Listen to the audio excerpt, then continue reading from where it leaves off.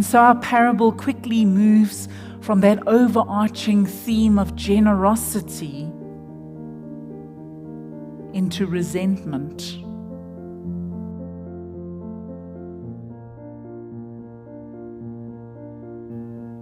But in the parable that Jesus tells, everyone is lucky.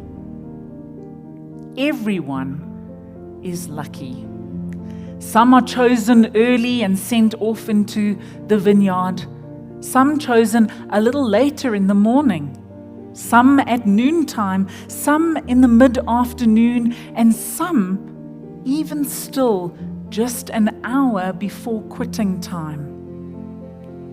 No doubt these last were not just pleasantly surprised, but they were downright flabbergasted by their good fortune when they received a full day's wage for just an hour of work.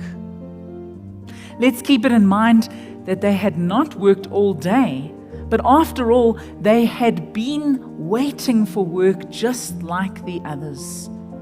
That they had been waiting, ready, willing, eager.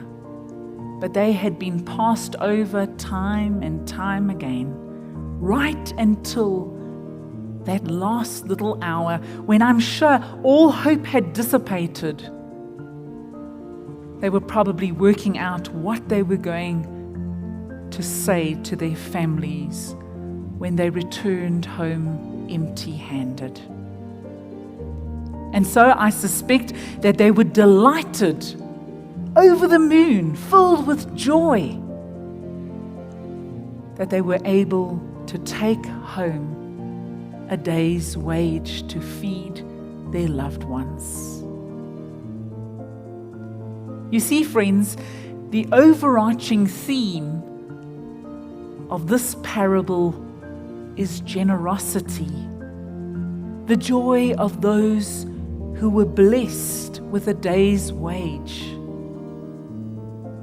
But unfortunately, this generosity has set up expectations for everybody else.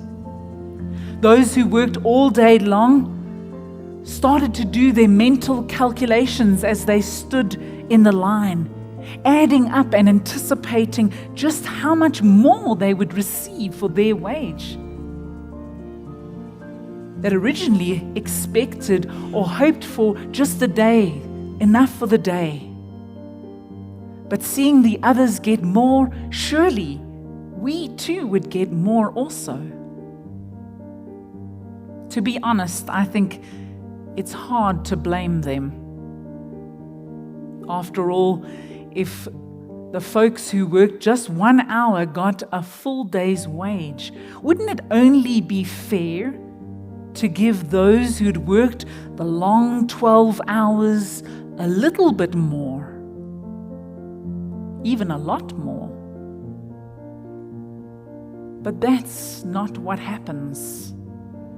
They too receive a full day's wage. Nothing more, nothing less, just as they were promised right at the beginning of the day. They are disappointed. They're even angry. It just doesn't seem fair. But the landowner reminds them that, in actual fact, it's totally fair. They're being paid what was promised. If anything, the landowner is being more than fair. Downright generous to those who were invited late in the day, as well as perfectly fair to those who were fortunate to be called to work early in the morning. Why then begrudge such generosity? Why indeed? Unfortunately, it's human nature.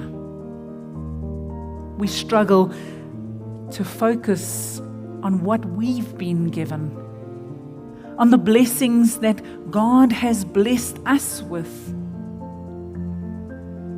We want to look across the plastic table and see what the other has. And somehow that seems better than what we have. And so our parable quickly moves from that overarching theme of generosity into resentment. Friends, in your intimation sheets, you will find 2 yellow post-its or a colored post-its. I'm not sure if they're all yellow. You see them? So on one of those yellow post-its, you are going to write something that you feel outdone or resentful, a grudge, something that you believe you lack in your lives, something that perhaps you're envious or you think you should have been blessed with or received. That's one post-it. On the other post-it, you are going to write something that you feel blessed for someone, something, some circumstance. So you're going to have one with a blessing and one with a resentment or a grudge or some kind of betrayal on that other one. Once you've done that, I'm going to ask you to put one on one hand and the other in the other hand. So you don't have to stick it on. You can just hold them in your hand. And I want you to look down at them. Physically, when looking at them, these cards weigh the same, don't they? These little sheets of paper, they weigh the same. Yet spiritually, existentially, one of these cards will weigh you down like chains, secured to an anchor tightly wrapped around our hearts, while the other is as light as a feather. The reality is that you can't do both. You cannot have gratitude and you cannot carry resentment and grudges at the same time. It's impossible. And so I'm going to ask you to make a choice this morning about which one you're going to keep. You're going to keep as a reminder of the choice that you've made today. And the other one I'm going to invite you to put in to the plates that are going to go around.